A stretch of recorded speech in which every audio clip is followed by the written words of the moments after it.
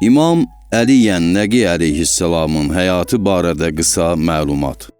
Şiələrin 10-cu imamı İmam Əli Yənnəqi əleyhissalam Hicrətin 212-ci ili Zilhiccə ayının 15-də Mədinə yaxınlığındakı Sərya adlı bir yerdə anadan olmuşdur. Atası İmam Cavad əleyhissalam, anası isə hörmətli Səmanə xanım olmuşdur. O, elə əvvəldən fəzilətli və təqvalı bir kəniz idi.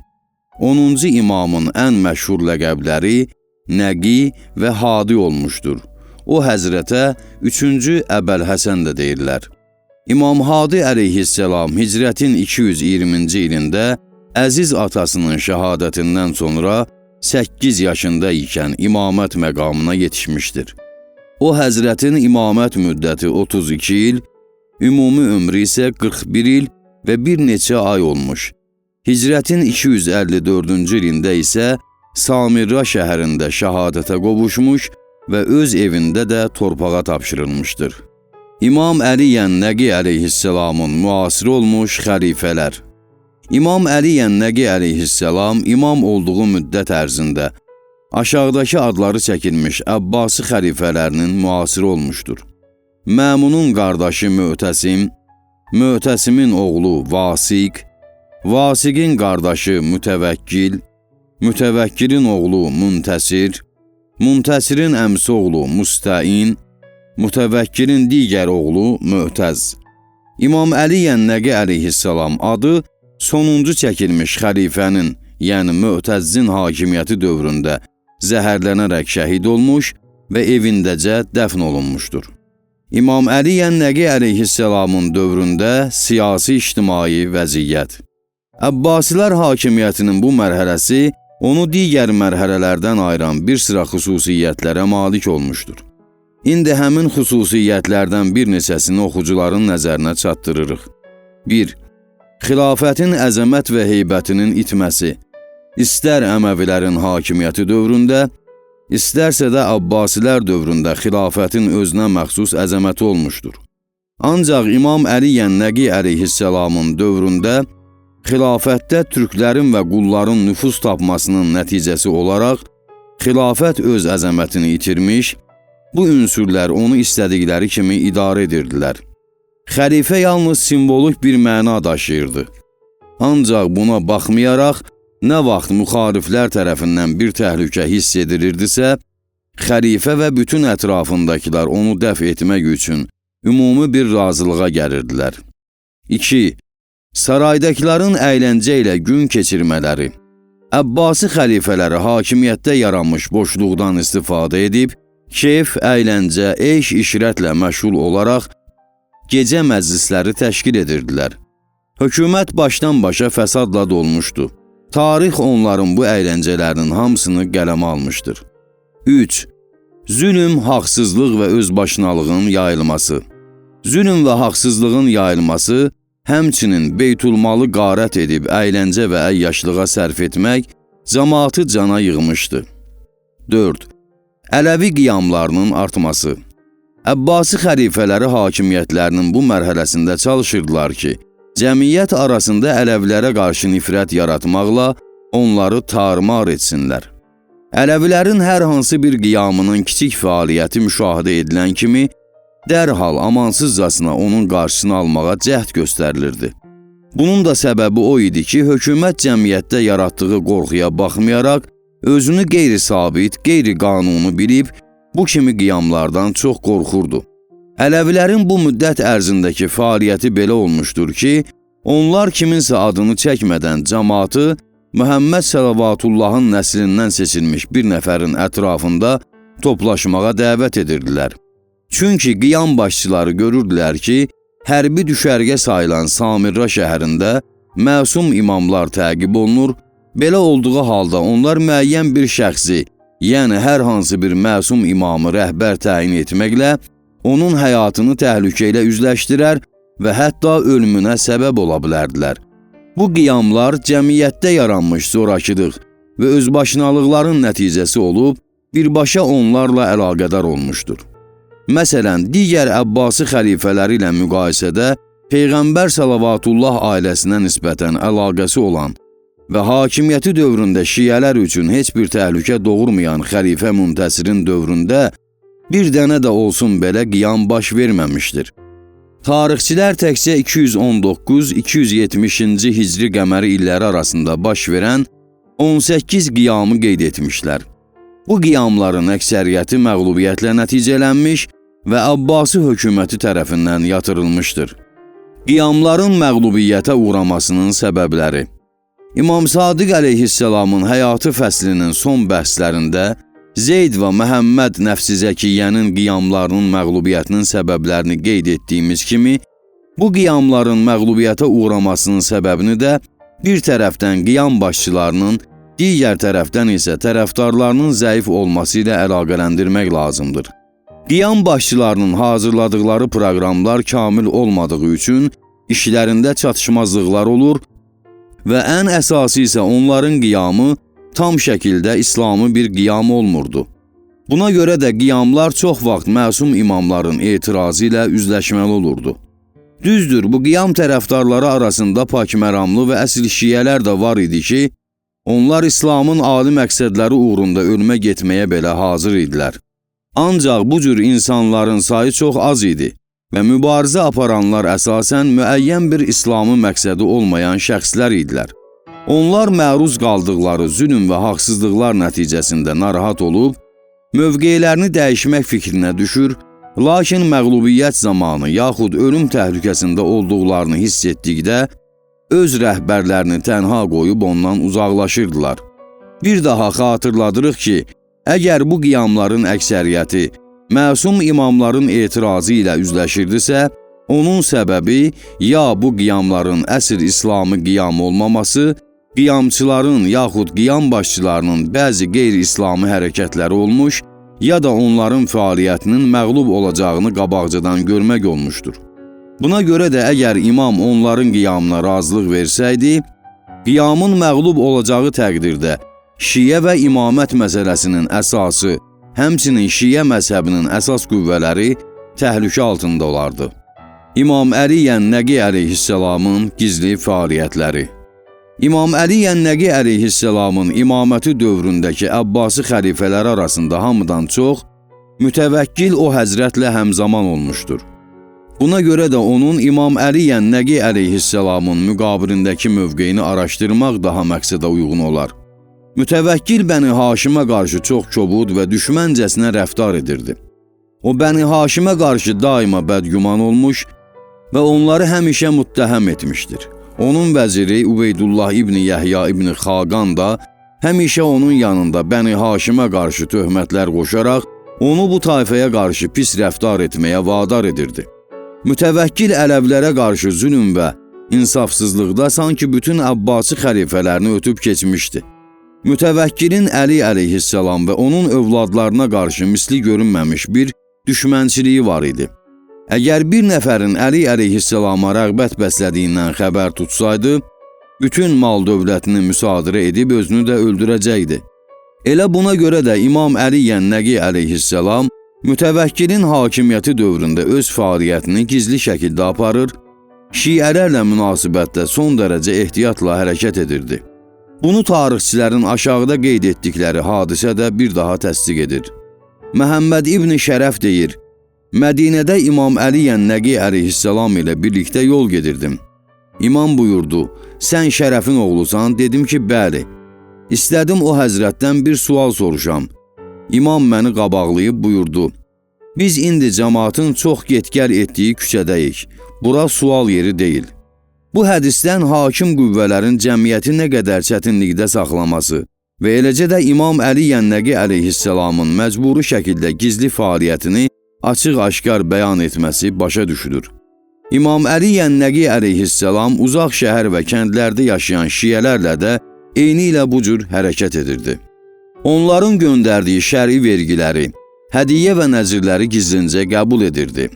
Tarix kitablarında qeyd olunmuş bu cür hadisələrdən birinə nəzər salaq.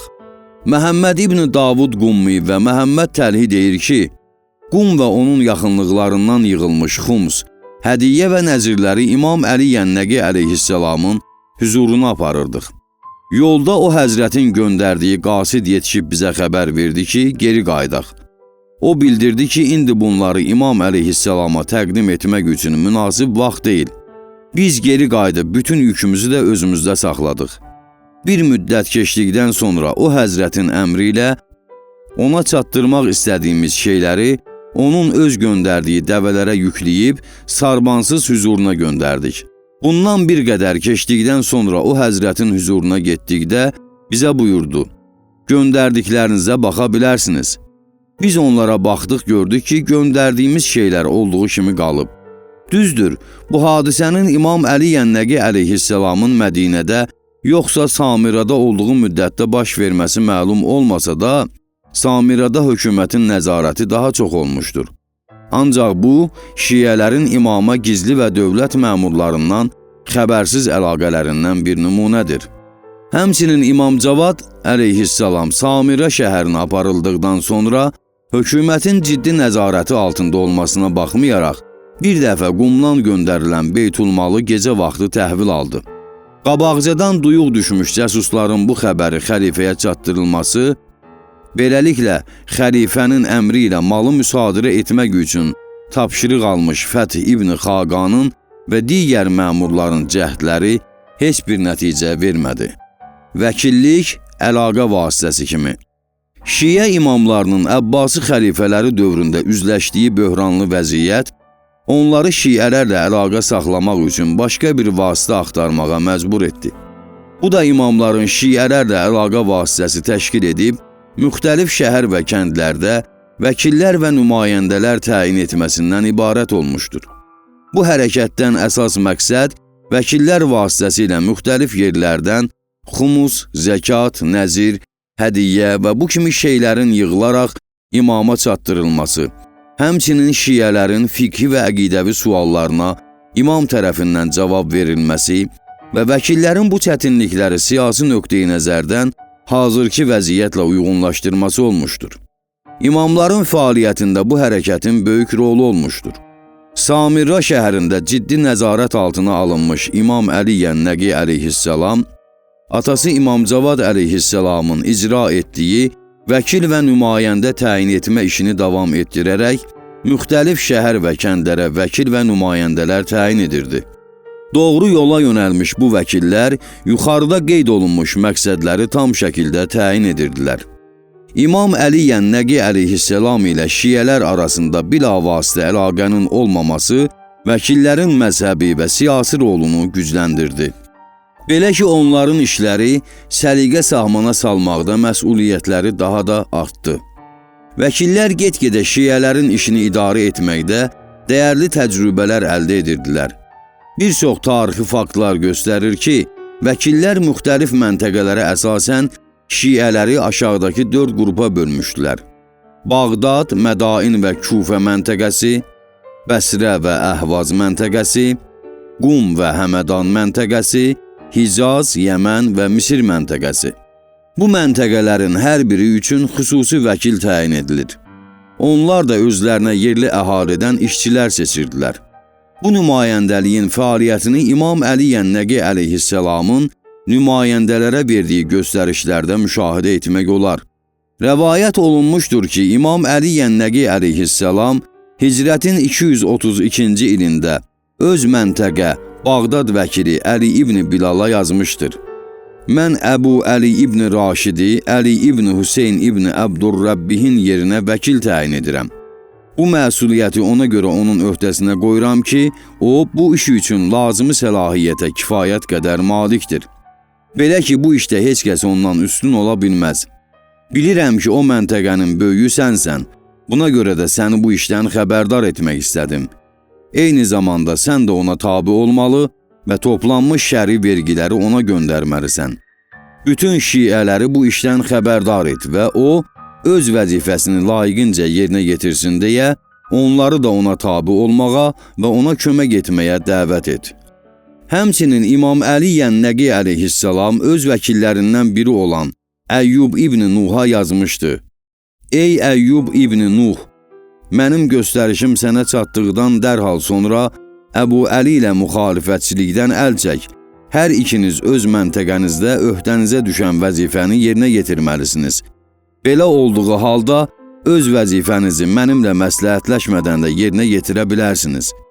Ey Əyyub, mənim göstərişimə əsasən bundan sonra Bağdad və Mədain cəmaatından heç bir şeyi, yəni şəri vergini qəbul etmə və onlardan heç birinə mənimlə görüşməyə icazə vermə. Əgər sənin öz məsuliyyət çərçivəndən kənar olan bir şəxs sənə şəri vergi versə, ona de ki, aparıb öz məntəqə vəkilinə versin.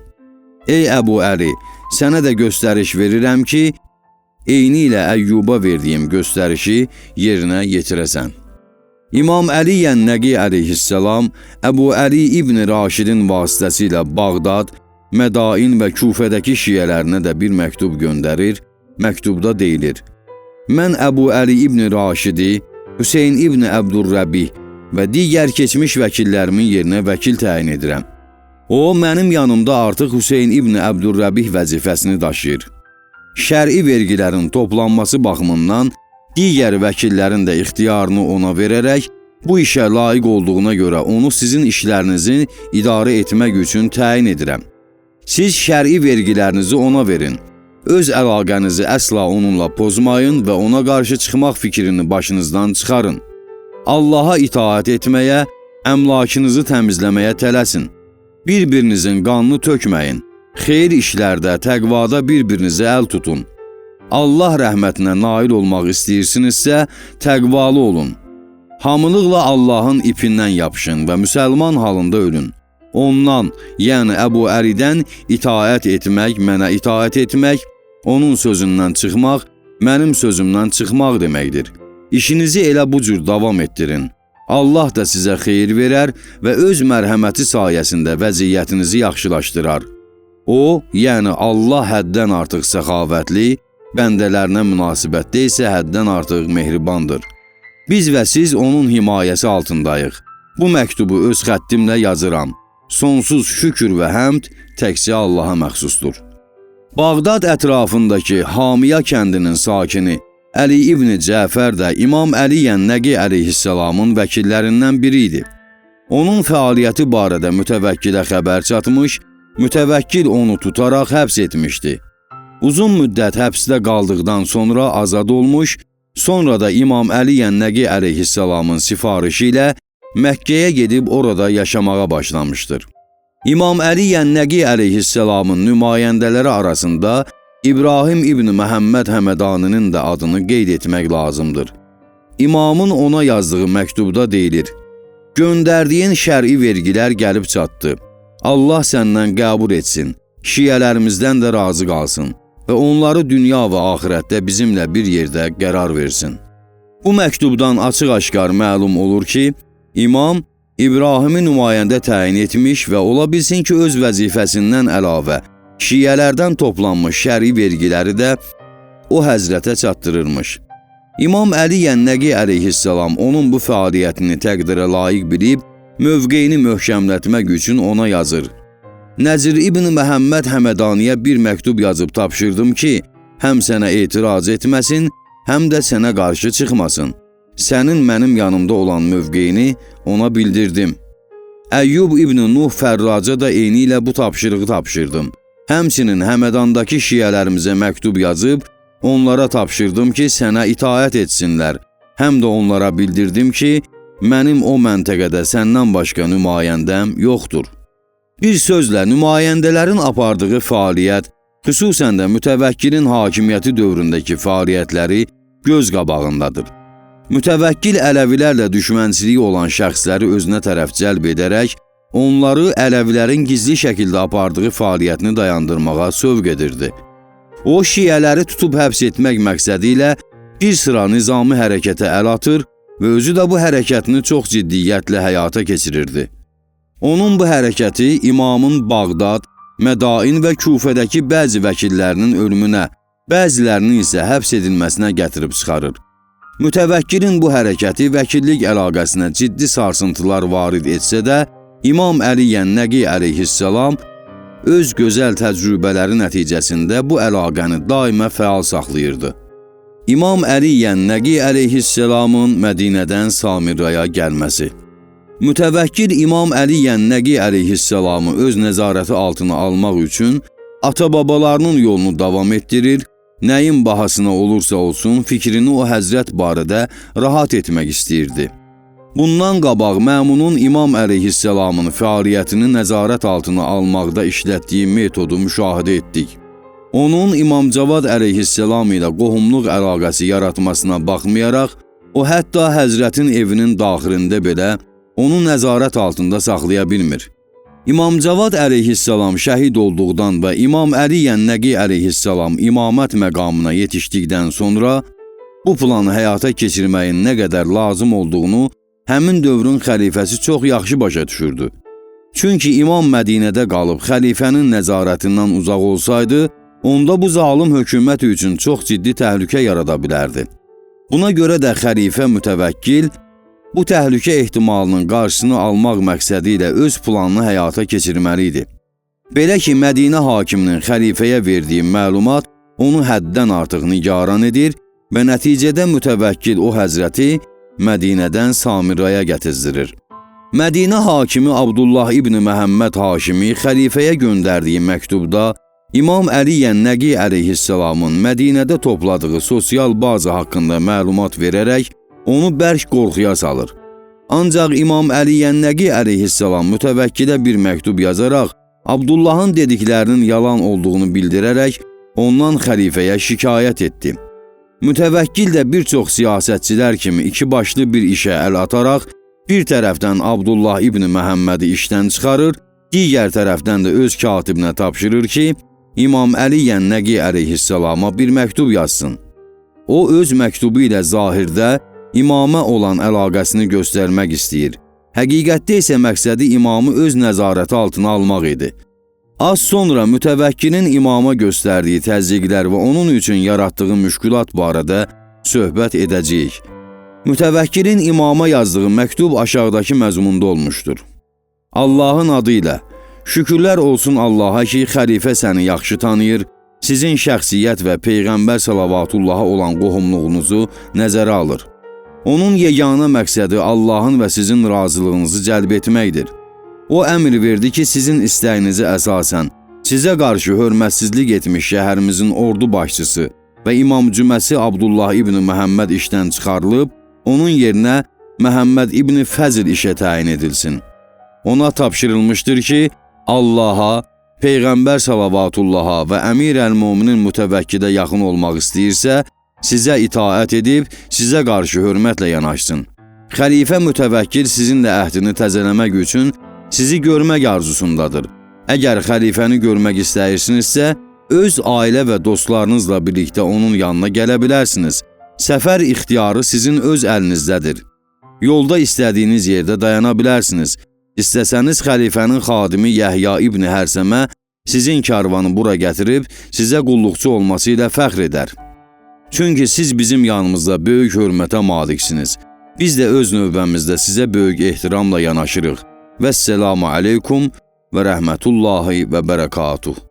Şübhəsiz ki, İmam Əli Yənnəqi əleyhisselam mütəvəkkilin fikrindəki pis məqsəddən xəbərdar idi. Ancaq Samirraya getməkdən başqa çarəsi yox idi. Çünki mütəvəkkilin dəvətini qəbul etməmək, o həzrətdən şikayət edənlər üçün qəti bir sübut ola bilər. Eyni zamanda mütəvəkkili daha da qəzəbləndirib, o həzrətə daha artıq təzyiqlər göstərməsi üçün bir bəhanə ola bilərdi. İmam Əli Yənnəqi əleyhisselamın sonralar Samirrada buyurduğu məni Mədinədən güclə Samirraya gətirdilər cümləsi, o həzrətin mütəvəkkilin məqsədindən xəbərdar olduğuna və məcburiyyət qarşısında qalaraq bu səfərə çıxdığına bir sübutdur. Bir sözlə İmam Əli Yənnəqi əleyhisselam mütəvəkkilin o həzrəti Samirraya dəvət etməsi məktubunu aldıqdan sonra Yəhya ibn Hərsəmə ilə Samirraya getməli olur. Mütəvəkkilin köməkçilərinin xəbərdarlığı. İmam Əli Yənnəqi əleyhisselamı Mədinədən Samirraya gətirilməsi məsələsini öhdəsinə götürmüş Yəhya ibn Hərsəmə bu hadisəni belə izah edir. Mədinəyə gəlib Əli Yənnəqi əleyhisselamın evinə getdim. Onun evinə getdikdən və cəmaat onun Samirraya cəlb edilməsi xəbərini eşitdikdən sonra şəhərdə bərk çaxnaşma düşdü. Camaat elə səs-küy saldı ki, o günə qədər o cür səs-küy eşitməmişdim. Mən əvvəl onları sakitləşdirmək üçün andaman edib dedim ki, arada heç bir pis fikir yoxdur. Mən heç də onu əziyyət etmək üçün bura gəlməmişəm. Sonra isə onun evini axtarmağa başladım. Onun özünə məxsus otağında bir neçə Qur'an və dua kitabından başqa heç bir şey yox idi. Bir neçə məmur onu evdən çıxartdı, özüm isə onun evdən Samiriyə qədər xidmətində durdum. Bağdada gəldikdə ilk növbədə şəhər başçısı İshaq ibn İbrahim Tahiri ilə qarşılaşdım. O mənə dedi, Yəhya, bu ağa peyğəmbər övladıdır. Mütəvəkkili onu öldürməyə cəlb etsən, bil ki, sənin düşmənin məhz peyğəmbər salavatullah olacaqdır. Onun cavabında dedim, Allaha and olsun ki, mən bu vaxta qədər ondan bir pislik görməmişəm ki, mütəvəkkili onu öldürməyə cəlb edəm. Sonra Samirəyə tərəf hərəkət etdim. Samirəyə gəldikdən sonra hadisəni Türk Vasifə danışdım. O da mənə dedi ki, əgər onun başından bir tük əskik olsa, sən cavab deysən. İshaq ibn İbrahim və Türk Vasifin sözlərindən çox təəccübləndim. Mütəvəkkilin sarayına daxil olub ona təzim etdikdən sonra gördüm ki, xəlifə də ona çox hörmətlə yanaşır. İmam Əli Yənnəqi əleyhisselamın Samirəyə gəlişi. Mütəvəkkilin göstərişinə əsasən İmam Əli Yənnəqi əleyhisselamın Samirəyə gəlişi üçün təyin edilmiş gün, o həzrət üçün hələ yer hazırlanmaması bəhanəsilə təxirə salınır və o həzrət bir gecə Xanus Səvalik, kimsəsizlər karvansarası adlanan bir yerdə qalmalı olur. Bu hərəkətdən məqsəd siyasi baxımdan bir növ imamı zəhmətə salaraq təhqir etmək olmuşdur. Səhəri gün o həzrət üçün bir ev təyin olunur, bundan sonra imam həmin evdə qalmağa başlayır. İmam Əli Yənnəqi əleyhisselam bu şəhərdə zahirdə azad da olsa, əslində elə bir ki, həbsdə saxlanılırdı. Çünki o həzrətin qaldığı yer, onun yanına gedib gələnlər və bütün işləri daima nəzarət altında idi. Məsihi həkimi və Bəxtişuyun şagirdi Yəzdad, İmam Əli Yənnəqi əleyhisselamın güclə Samirəyə gətirilməsinə işarə edərək deyir, əgər qeyb aləmindən xəbəri olan bir nəfər varsa, o da məhz odur, yəni İmam Hadidir. Onu bura gətizdirməkdə məqsəd, cəmaatın ona tərəf meyl etməsinin qarşısını almaqdır. Çünki onun olması ilə öz hakimiyyətlərini təhlükə altında görürdülər. Mütəvəkkilin İmam Əli Yənnəqi əleyhisselamın cəmaat arasında olan mənəvi nüfuzundan qorxmasını, o həzrətin qalması üçün təyin edilmiş yaşayış yerindən başa düşmək olar. Mütəvəkkilin o həzrəti bu qədər nəzarət altında saxlamasına baxmayaraq, yenə də onu öz hökuməti üçün ciddi bir təhlükə hesab edir və qorxurdu ki, imamın dost və tərəfdarları onunla gizli əlaqə saxlayıb, hökumət əleyhinə qiyam planı hazırlayaraq bu işi həyata keçirmək üçün pul və silah toplayıb cəmaatı da bu işə cəlb edərlər. Xəlifənin ətrafında olanlar da bəzi vaxtlar onu imamın və dostlarının qiyam ehtimalından xəbərdar edirdilər. Buna görə də mütəvəkkil vaxtaşırı imamın evini yoxlatdırır, axtarış aparanların hər dəfə əliboş qayıtmalarına baxmayaraq, mütəvəkkil yenə də nigaran idi və qorxu içərisində yaşayırdı. İndi gəlin həmin məqamlardan birini nəzərdən keçirək. Şərab məclisi bir-birinə dəyir. Bir dəfə yenə İmam Əli Yənnəqi əleyhisselamdan mütəvəkkilə yalandan şikayət edərək deyirlər ki, o evində qiyam qaldırmaq məqsədi ilə Qum şəhərinin şiyələrinin göndərdikləri silah, məktub və başqa əşyalar saxlayır. Mütəvəkkil o həzrətin evini yoxlamaq üçün bir neçə nəfəri axtarış üçün oraya göndərir. Onlar gecə vaxtı imamın evinə hücum çəkib evi axtarsalar da bir şey tapa bilmirlər. İmamın isə qapısı bağlı bir otaqda yun paltar geyib, boş torpaq üzərində oturub Allaha ibadət etməsini, Qur'an oxumasını görürlər. İmamı elə həmin vəziyyətdə mütəvəkkilin yanına gətirib deyirlər. Onun evindən heç nə tapa bilməyib, özünü isə üzü qibləyə oturub Qur'an oxuyan gördük. Mütəvəkkil imamı görcək, o həzrətin əzəmət və heybətindən özünü itirib, ixtiyarsız olaraq o həzrətə qarşı hörmətlə rəftar etməyə başlayır və onu öz yanında otuzdurur. Şərab dolu piyaləni imama uzatdıqda, o həzrət buyurur ki, mənim ətim və qanım buna qatışmamışdır, məni üzürlü say. Mütəvəkkil piyaləni geri çəkib dedi, Onda bir şeirdir. İmam buyurdu, mən çox az şeir bilirəm. Mütəvəkkil dedi, mütləq bir şeir oxumalısan. İmam Əli Yənnəqi əleyhissalam çarəsiz qalıb, aşağıdakı məzmunda bir şeir oxudu. Qüdrətli kişilər zalim hakimləri qoruduğu halda, onlar yüksək dağ qüllələrində gecələri sübhə qatıblar. Lakin o qüllələr onları ölümdən qurtara bilmədi. Onlar bir müddət yüksək vəzifədə qaldıqdan sonra nəhayət yerləri qəbirlər oldu. Nə pis mənzil tutdular. Torpağa bastırıldıqdan sonra bir nida gəldi ki, hanı o taxtlar, hanı o taclar, hanı o xələtlər, hanı naz-nemət içində olmuş, hörmət əlaməti olaraq otaqlarına pərdələr çəkilmiş simalar. Qəbir onların əvəzinə cavab verər ki, indi qurd-quş həmin simaları didib dağıtmaq üstə bir-birini qırır. Onlar dünyada uzun müddət yeyib içdilər, ancaq bu qədər yeyib içmələrinə baxmayaraq, indi özləri qurd-quşa yem olmuşlar. Onlar özlərinə təmtəraqlı evlər tikib ölümdən uzaq olmaq istəyirdilər. Ancaq bir müddət keçdikdən sonra həmin evləri ailələri ilə birlikdə tərk edib qəbir evinə gedəsi oldular. Çoxlu mal-dövlət toplamışdılar. Ancaq onlardan ayrılıb hamısını düşmənləri üçün saxladılar. Onlar abad ev eşikləri, sarayları xarabalıqlara çevrilərək zülmət qəbirlərə getdilər. İmam Əli Yənnəqi əleyhissalamın bu sözünün təsirindən mütəvəkkil elə ağlayır ki, saqqalı tamamilə islanır. Məclisdə oturanlar da ağlayırlar. Mütəvəkkil əmr edir ki, içki, şərab məclisini yığışdırsınlar. İmamə isə 4000 dirhəm pul verərək hörmətlə evinə qaytarır.